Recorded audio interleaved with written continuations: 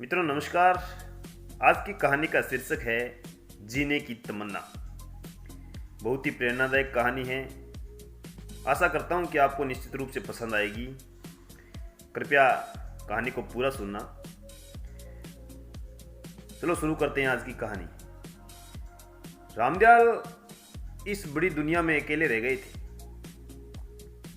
उनकी पत्नी की मृत्यु हो गई।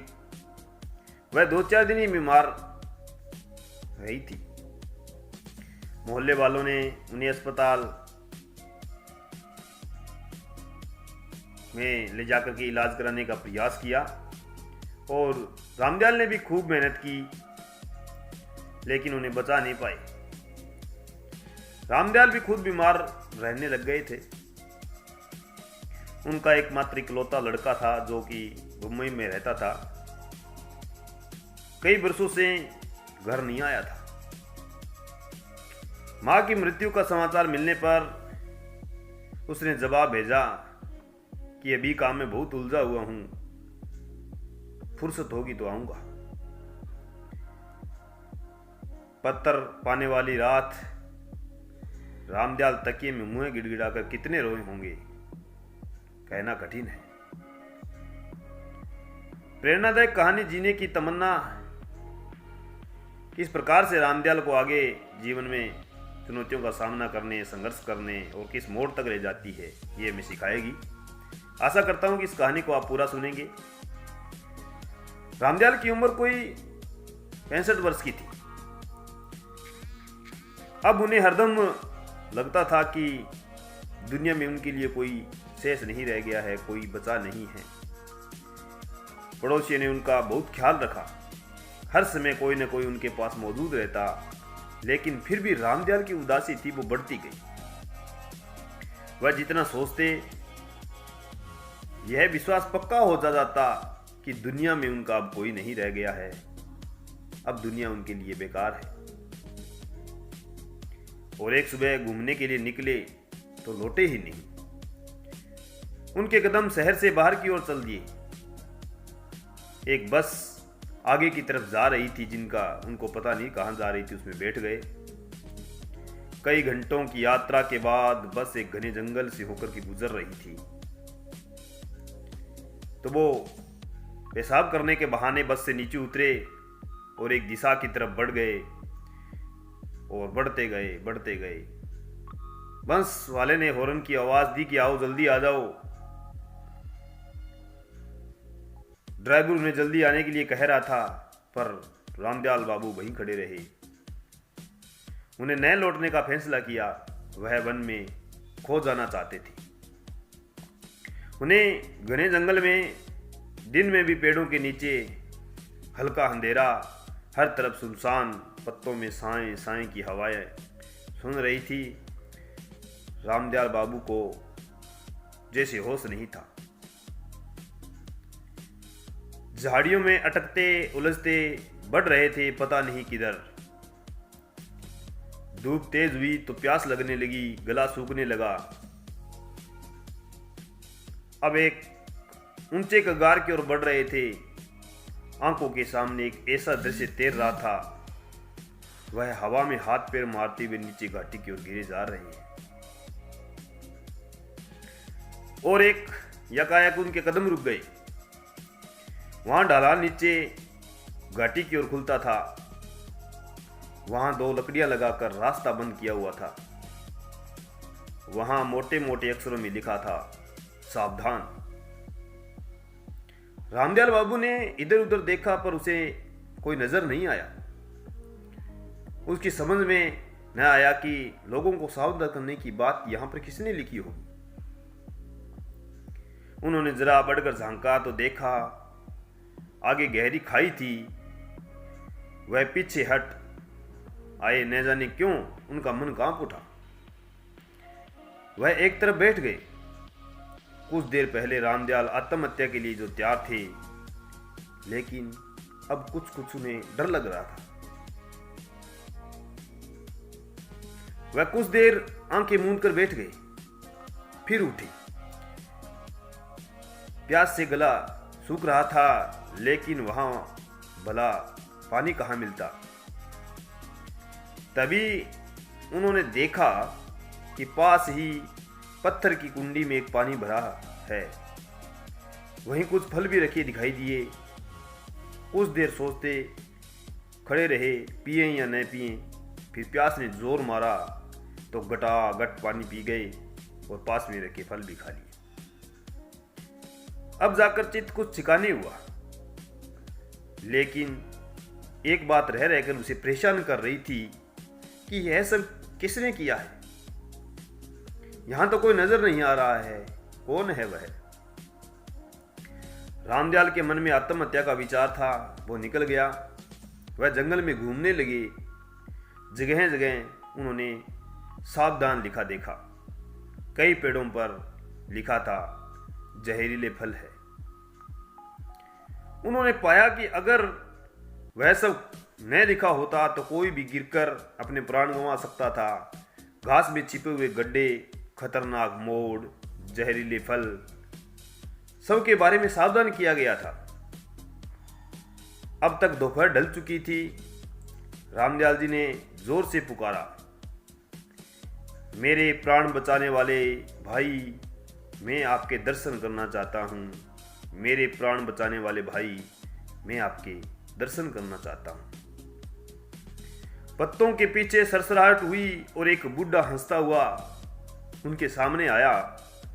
उसने कहा, मैं बहुत देर से आपको देख रहा हूं, कहिए आप यहां कैसे आ गए। सच कहूं, मैं आत्महत्या करने के इरादे से आया था, रामदयाल ने उन बूढ़े से कहा। लेकिन खाई के किनारे लिखे शब्दों ने मेरा मन बदल दिया। उस व्यक्ति ने पूछा, अब क्या इरादा है। सोच रहा हूं क्या करूं, रामदयाल ने कहा और उनकी आंखें भर आई। बूढ़े के पूछने पर उन्हें अपनी राम कथा सुनाई।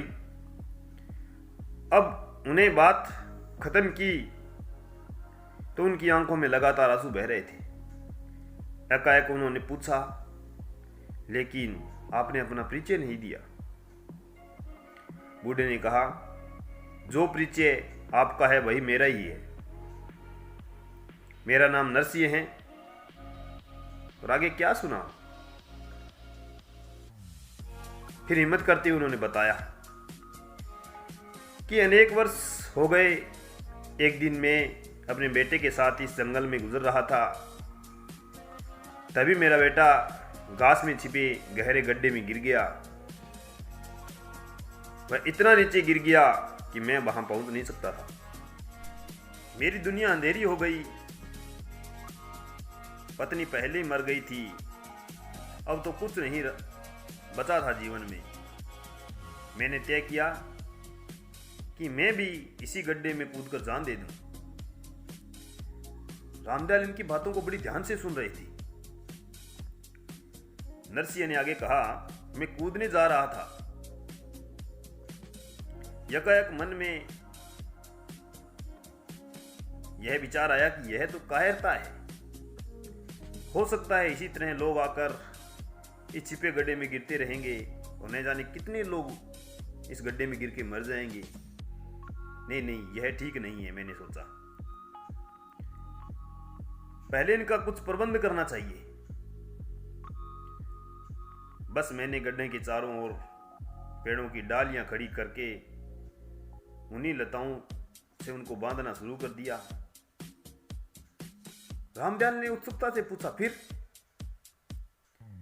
नरसिंह ने बताया कि फिर मुझे लगा कि ऐसे खतरनाक स्थानों को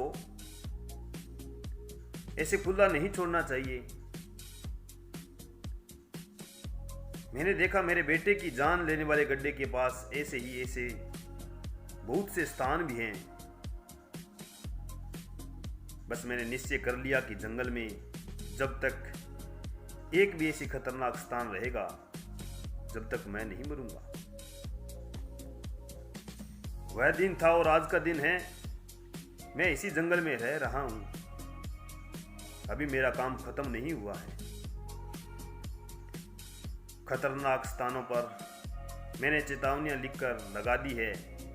कौन से फल जहरीले हैं, और कौन से फल खाने लायक है यह भी मैंने जान लिया है।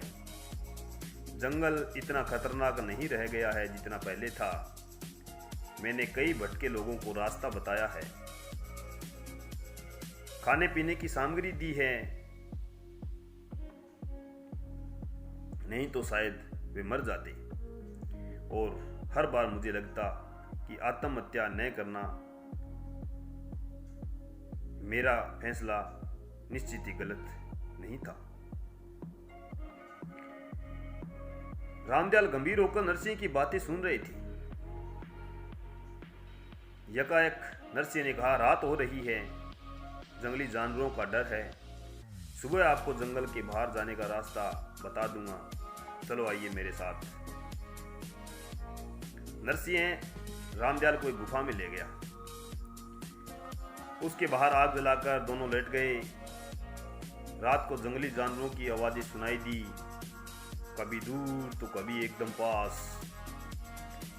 सुबह रामदयाल की नींद खुली तो नरसिंह ने कहा, चलिए आपको जंगल के बाहर जाने का रास्ता बता देता हूँ, आपको रास्ते पर छोड़ देता हूँ। रामदयाल ने कहा, लेकिन मुझे कहीं नहीं जाना। तब कहाँ जाएंगे, क्या इरादा है? नरसिंह ने आश्चर्य से पूछा। मैं यहीं रहूंगा आपके साथ, रामदयाल ने कहा। अभी जंगल में ऐसे बहुत से स्थान हैं जहां देखभाल की जरूरत है। मैंने मरने का इरादा छोड़ दिया है। क्या सच?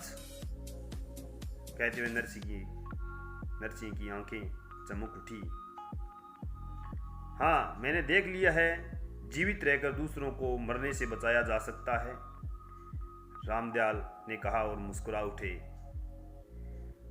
मरने के लिए एक दुख है तो जीने के लिए सुख भी कम है, रामदयाल ने कहा और गुफा से बाहर आ गए। सूरज पेड़ों के पीछे से ऊपर उठ रहा था। दोस्तों, इस प्रेरणादायक कहानी से हमें सीख मिलती है।